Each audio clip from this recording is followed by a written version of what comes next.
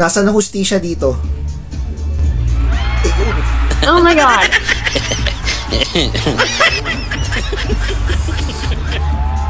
EA. Grabe, hindi ko kinaya yun. Grabe, intindi mo, EA. Sobrang viral nito, no? Itong nakaraan lang, mga 2 days ago yata to, I'm not sure. Dito nga sa nagkaroon ng rampahan, fashion to ng bench, no? Bench body.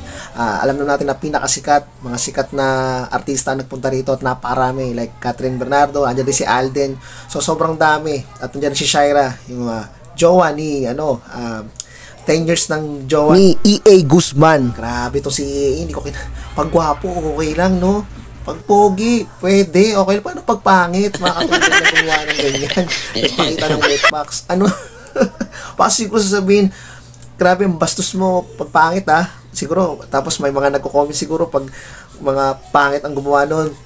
Sasabihin, ito lang mga naisip ko. Yung mga, syempre, alam na natin yan. No? Pag makapangit, siguro agaw, feeling pogi ka, nakakadiri. Siguro ganon yung mga sasabihin ng mga netizens dyan. Siguro maraming bakla dyan. Punta. So, grabe. Ito nga, nag-comment si Shaira Diaz dyan kasi nandyan din siya sa event na yan, no?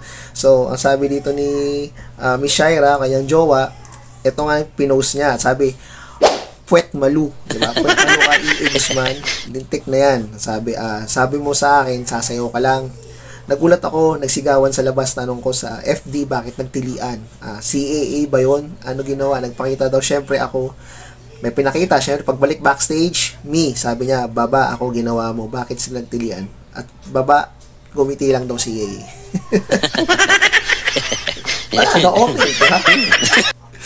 Hindi ko, feeling ko kahit ako, sa mga ordinaryong lalaki na hindi naman sikat, katulad ni EA, ano kayong sasabihin pag may jowa ka? Siguro kaya ka ng buong family. Pero sa mga artist, parang okay lang, no? It's all pag gwapo nga di ba? Lakas ng dating, ganda ng katawan. Wala ka tagang hustisya. Ano yung mga pangit, di ba? So, lang, sabi ko, at saka 10 years silang magjowa ni Miss Shaira. Hindi ba daw sila kailan? Yun ang pinagtataka ko, tapos pinakita nito kay sabi ng ibang netizens, pinakita mo na nauna sa mga audience Shy, pero si Shy yata hindi pa nakikita. Hindi pa ito nakita, di ba? Hindi yung harap, hindi pinakita mo. Ikala ko, gagawin niya yun, pero bawal yun. Wetbox pa lang ang pinakita niya, grabe tindi. No, sa 10 years sila magjowa, never pa sila nag-contact, alam niyo yun. At syempre, kasal nga, this coming August, no? Meron na silang in-announce na ikakasal na nga daw sila sa August. So, I hope na okay itong magjowa na to, no? At ginagalang niya si Shaira, no? Na ikakasal mo na bago sila alam niyo na, bang-bang. Word yun. Amazing, no? Wala akong masabi. Hindi ko lubos maisip kung gagawa, no? Sa maharap ng maraming tao. Diyos ko, iba kay EA Guzman, no? Isa to sa mga nanalo sa Itbulaga nga pala ng Mr. Pogi. Hindi feeling Pogi, ang Mr. Pogi talaga dati si Jericho Rosales. Ito, isa sa mga year 2000 ata yun pataas, yung nanalo to si EA Guzman bilang Mr. Pogi ng Itbulaga.